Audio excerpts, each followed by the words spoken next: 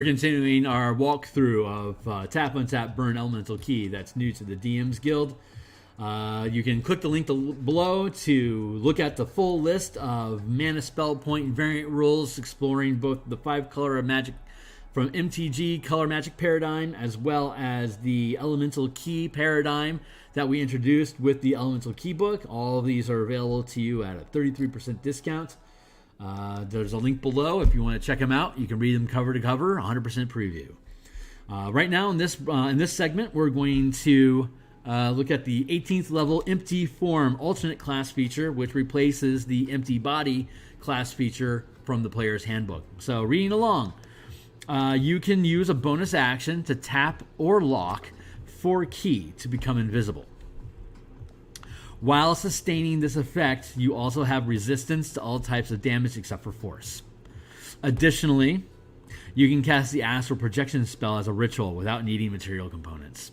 So let's look at this. So this is the invisibility and resistance effect.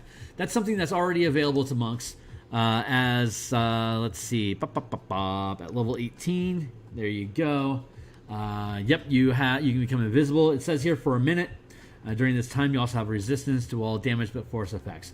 This is not a concentration effect in the player's handbook, but in the Tap Untap Burn Elemental Key book, this is a sustained effect.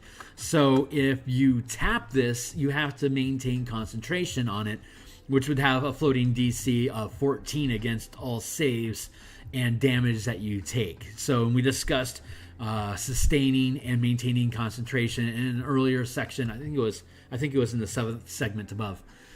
So this is a high risk, high reward ability. It doesn't have a duration, but you're going to have to sustain it. Furthermore, you can mitigate that risk by locking all your key. But at 18th level, your max key limit is 5. And so when you lock key, you're reducing your max key limit. And in this instance, it would be dropping it by 4. So while you lock invisibility, yes, you would have resistance to almost all damage, and you'd be able to sustain invisibility indefinitely until it's dispelled, or you fall unconscious, or you take a long rest. But you would also be limiting yourself to a single point of key, which would still allow you to flurry blows, and it would still allow you to stun people, but you wouldn't be able to sustain any effects that require more than one key, and you wouldn't be able to cast any spells that are above first level. So high risk, high reward. The mitigation makes it a little bit more of a tactical challenge for you to decide what you want to be able to do. And then on top of that, when we look at the monk feature, empty body. Additionally, you can spend 8 key. That's an arbitrary number to cast Astral Projection spell without needing material components. When you do so, you can't take any creature with you. Now, I don't know if anyone out there has ever needed to use the Astral Projection spell or even had the opportunity to use it, but that is a 4th tier spell. It's a 9th level casting spell. And we've used it in our campaign, and I will tell you this. It is not a combat spell. It is a long distance overland movement spell that takes you into the astral plane that you can then do a journey across the astral sea to your point of destination. There is no value in having you be the only one that can do it. In fact, it actually cuts you off from your entire team.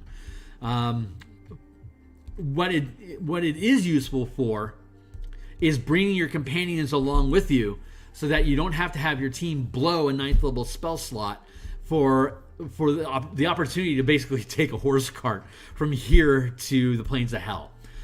This is going to allow you to use it as a ritual with no cost or components. So your team, when you get into this, you can really become a planeswalker and be able to move from location to location throughout your campaign. If that's the kind of campaign you're running, the last thing you want to do is run into an obstacle that's going to prevent your team from going where you have the adventure. Having something like this set up for your team to take advantage of is honestly, it's just smart business for your DM to encourage your team to travel afar. Keeping in mind that going to another plane of existence is a reason to check attrition. When you're in the astral plane, That is a alternate plane of existence. So any mana that you are sustaining for concentration effects, you can be testing on their saving throw against their charisma in relative time. Of course, the astral plane doesn't have any real time that passes, but it feels like time is passing.